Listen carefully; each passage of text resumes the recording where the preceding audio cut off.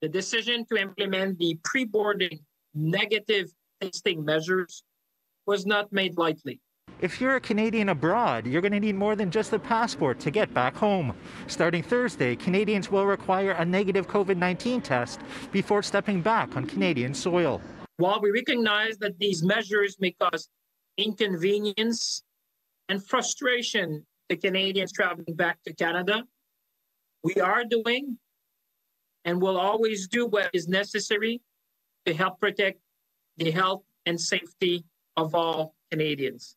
The new measures will require all travelers flying into Canada to provide a negative PCR COVID test from within the past 72 hours, or 96 hours in the cases of 24 countries, mainly in the Caribbean. There are exceptions for emergency service providers, airline crew and passengers only stopping to refuel. The requirements were announced last week, but enforcement begins at midnight Thursday. The requirement is similar to those implemented by many other countries, but some travelers like Hussein Juzer, who is in Pakistan and plans to return to Canada in 11 days, says details are still lacking.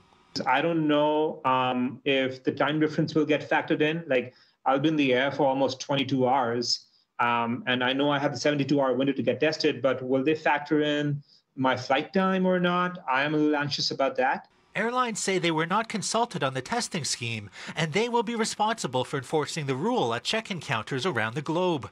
They are criticizing the plan, saying some Canadians abroad might not be able to access COVID tests immediately, depending on what country they're in.